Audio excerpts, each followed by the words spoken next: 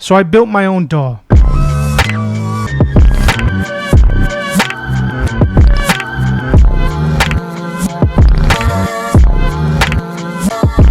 If you need help using this, there's a question mark up here. You click this question mark and it has everything about Terminator right in here. And there's even a search bar. You know, chop samples, whatever, sequence, you just type things in. It works just like Julianne does, where you take links from your favorite website that I'm not going to say, and you paste it up here, and then you can chop that sample up, and you can load as many of those links as you want into each pad, so you can have a bunch of different groups, right? You have a bunch of different groups of samples. All of my programs are based off of this model, these original core ideas. So this has almost everything that I've built into one. It's got a bunch of different samples, and you can obviously, you can load your own samples, from places like that. You can find links from that favorite website of yours and paste them down there the same way Julianne does. When I build these tools for the producer community, I want them to look amazing, and I want them to feel amazing when you're using them, right? So this is Terminator 2.0. I've been working on this forever. And to me, it just looks amazing, right? It's like, I just love all the themes, right? It's got a bunch of different themes you can go through. And it also has the classic mode as well. So the classic mode is kind of how it used to be. It used to be real flat, right? Some people might prefer this. I think this looks great too. But there is a lot you can do with Terminator, but it's also very simple at the same time. Let me turn it to 4K. Let me also turn this little dust button on, add a little sparkle, add a little sparkle dust to your beat, right? Add a little flavor, a little adobo dust, I like to call it. Anyway, so when I'm building stuff for the producer community, obviously, like, I want it to feel good when you're using it. I want it to be snappy. I want it to do everything that you want it to do, right? Like everything that comes to your brain, like, oh, I wish I can do this. I wish I can do that. I try to put as much into it workflow wise, but also the UI, the user interface. It just, it matters so much to me. The way something looks, I think it's very important. I think that matters, right? So as much time as you put into the workflow and getting things working properly, you have to put into the actual UI and the way it looks, the user interface, right? This was the first theme. This was the first model of Terminator. This is the OG, right? It's kind of flat. It's kind of like matrixy. And then I have the 4K mode. 4K, it should be like 3D mode. I don't know what to call it, but it kind of pops out. You pretty much load samples, right? It comes with a bunch of different samples. I did some digging for you. This is running on the Julianne engine. Well, technically, the Julianne engine is running on this. This was the OG. This was my first program I ever built. And I've been working on this forever. You can chop up your samples per pad, right? You can use any MIDI controller, right? So if you have a keyboard with a bunch of keys, you can use that. Right now, I'm using the MPC sample. I'm keeping it simple, 16 pads, and that's it. So you can load a bunch of those links that I told you a second ago. You can load them into the pads, right? Into each individual pad, you can have a different song link, or you can drag your own samples in. Here I was working on I was chopping up this sample that I got off of that special, your favorite website.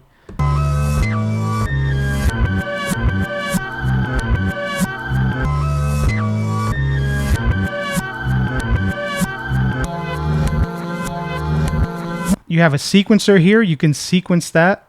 It's just a step sequencer where, you hit record and then you hit these notes and it'll record into a sequencer. And then there's a drum sequencer right here at the bottom. These come preloaded with a bunch of different drums, right? There's 3 different genres, boom, bap, trap, and West Coast drums. If you hit this browse button right here, it brings up the drum browser.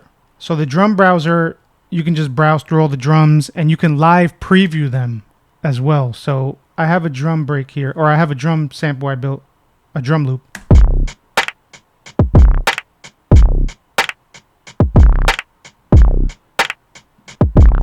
So let's say I want to change the snare, right? I'll click on the snare right here.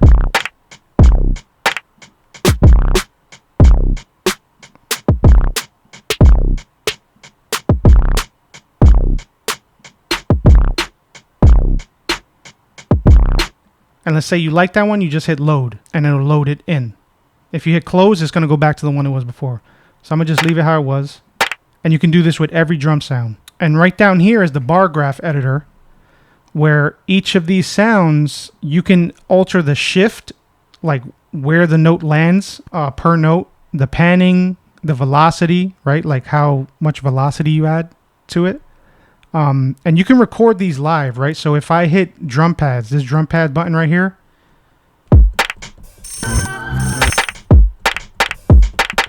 these first set of these first drum pads will turn into, you can control the drum sequencer.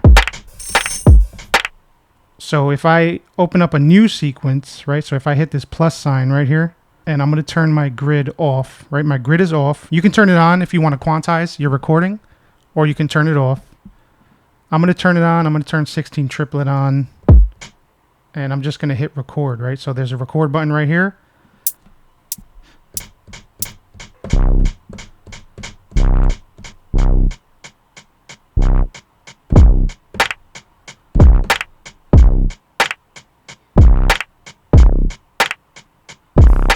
And you can just record right into the sequencer. And down here, I built a bass module, right? So if you hit the MIDI button here, if you hit the MIDI button right here, you can control the bass module.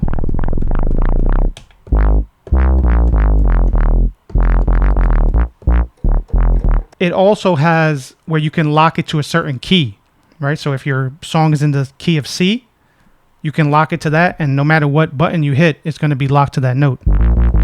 You have a bunch of different scales. You have 3 oscillators. You can right click and assign to the different LFOs, right? LFOs and trigger LFOs down here. And it'll kind of add a little automation to your sound, right? I like it right there. It's got that grit. Yeah, so, there's a lot going on in Terminator. There's a lot of things you can do. But at the core of it, you just chop samples. You load samples, right? You chop them up. You sequence. And then you export, just like in the MPC. Like you just build a bunch of sequences, right? So this is sequence number 1. You can hit this button right here and hit duplicate. And the tooltips will come up. So also that's another thing. If you need help using this, there's a question mark up here. You click this question mark and it has everything about Terminator right in here. And there's even a search bar.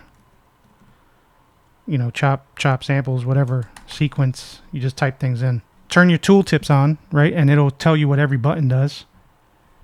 And these pads, there's just so much to cover, right? You can do groups. You can do pad groups where you set pads so they're on the same mixer track, and then you can kind of separate a bunch of different pads and use a bunch of different effects. On the mixer, I added a bunch of different effects.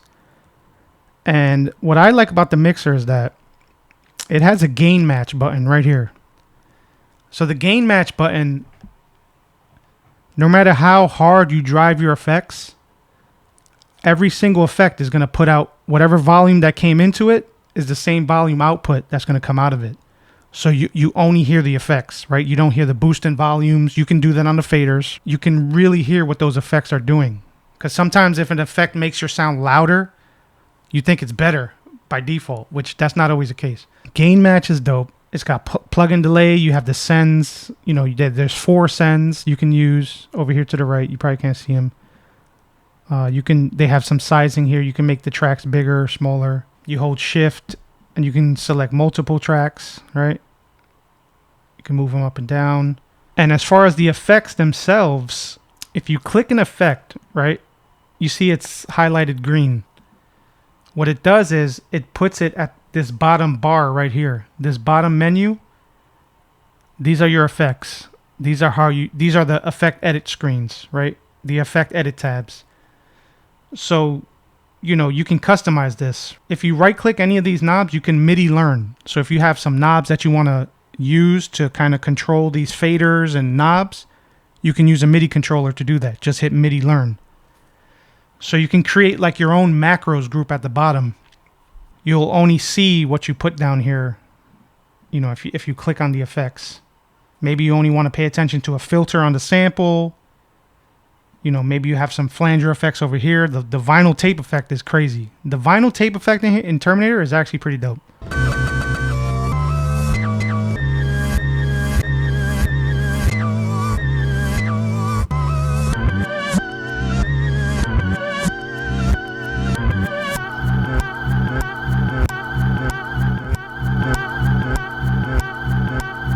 That's clean.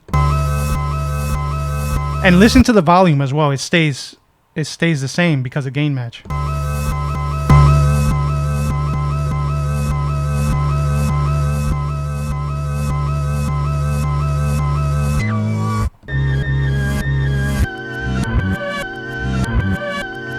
So gain match in the mixer is definitely something that every DAW needs, because gain matching, if, like I said, if an effect makes your sound louder and you think it sounds better just because it's louder, you have to listen to what that effect is actually doing to your sound while maintaining the same volume throughout all of your plugins. This was like, you know, video number 1. This is like the intro video to Terminator. It works just like Julianne does, where you take links from your favorite website that I'm not going to say, and you paste it up here, and then you can chop that sample up, and you can load as many of those links as you want into each pad.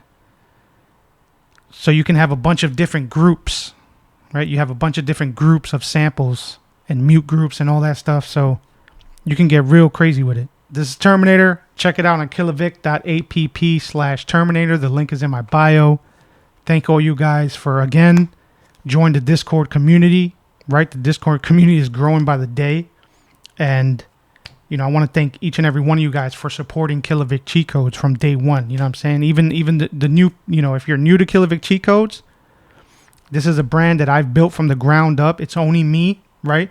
All of these ideas straight from the noggin. You know what I'm saying? Like whatever comes to my mind, that's what I build.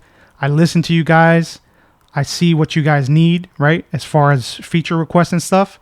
And I try to implement those features in a way that makes sense to me, right? So